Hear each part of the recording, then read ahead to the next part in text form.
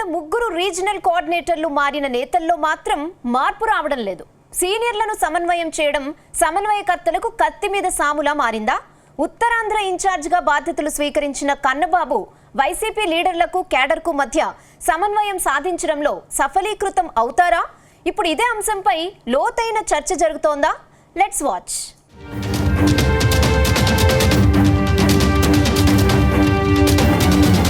గత అసెంబ్లీ ఎన్నికలకు ముందు సిక్కోలులో వైసీపీ హవాకు తిరుగులేదు. జిల్లాలో ఇద్దరు ముగ్గురు మంత్రులు, ఎమ్మెల్యేలు, ఎమ్మెల్సీలతో బ్యాన్ పార్టీ నేతలు బిజీగా గడిపారు. కానీ ఎప్పుడైతే ఎన్నికలు ముగిశాయో అప్పటి నుంచి జిల్లా వైసీపీ లీడర్లంతా సైలెంట్ అయ్యారు. దీనికి తోడు అన్ని జిల్లాలది ఓ లెక్క, సిక్కోలు వైసీపీది మరో లెక్క అన్న చందంగా తయారైంది.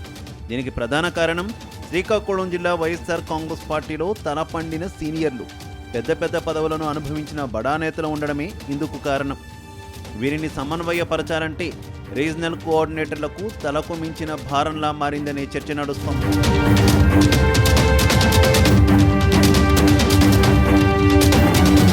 2 నెలల క్రితం వరకు ఉత్తరాంధ్ర వైసీపీ ఇన్ఛార్జిగా మాజీ ఎంపీ విజయసాయిరెడ్డి కొనసాగారు. అంతకుముందు వైవి సుబ్బారెడ్డి సమన్వయకర్తగా వచ్చిన సిక్కోలు వైసీపీ నేతల తీరులో మార్పు కనబడలేదు. తాజాగా ఉత్తరాంధ్ర జిల్లాల వైఎస్ఆర్సీపీ రీజనల్ కోఆర్డినేటర్గా కురసాల కన్నబాబును అధిష్టానం నియమించింది. కన్నబాబు నిన్నటికి నిన్న శ్రీకాకుళం జిల్లా వైసీపీ ముఖ్య నేతలతో సమావేశమయ్యారు. ఈ సమావేశానికి మాజీ సభాపతి తమ్మినేని సీతారాం, మాజీ మంత్రి ధర్మాన ప్రసాదరావులు డుమ్మా కొట్టారు.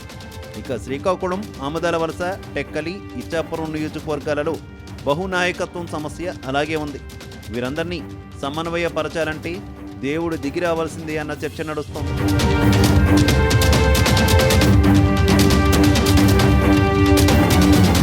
ఇక శ్రీకాకుళం జిల్లాలో వైసీపీ చతికిలబడిపోవడానికి కారణం సమన్వయ లోపమే అన్న చర్చ నడుస్తోంది.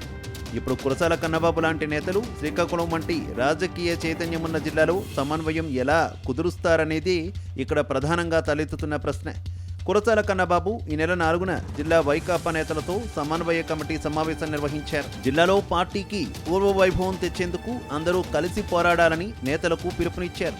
కానీ ఈ సమావేశానికి మాజీ మంత్రులు ధర్మాన, తమ్మినేని రాకపోవడంపైనే ఎక్కువ చర్చ జరిగినట్టు తెలిసింది.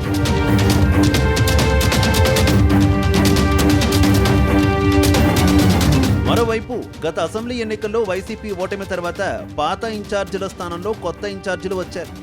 ఒక ఇన్ఛార్జిని నియమించిన తర్వాత పార్టీ నిర్దేశించిన కార్యక్రమాలు వారి నేతృత్వంలో జరగాల్సి ఉంది. కానీ సమాంతరంగా మరో నాయకత్వం గ్రూపు రాజకీయాలు చేస్తున్నారట. ఈ విషయంలో అధిష్టానం కూడా చూసి చూడనట్టు వదిలేయడంతో పార్టీకి ఇబ్బందిగా మారిందనే టాక్ వినిపిస్తోంది. మొత్తంగా శ్రీకాకుళం పార్లమెంట్ సెగ్మెంట్లో 8 నియోజకవర్గాలున్నాయి. ఇందులో అన్ని చోట్ల సమన్వయమే ప్రధాన లోపం కావడం గమనార్హం. ఇలాంటి పరిస్థితుల్లో కురసాల కన్నబాబు ఎలా కోఆర్డినేట్ చేస్తారు? సమన్వయకర్త మాటలకు సిక్కోలు వైసీపీ నేతలు ఎలా పాటించి ముందుకు తీసుకువెళతారనేది మాత్రం భవిష్యత్తులోనే తేలనుంది.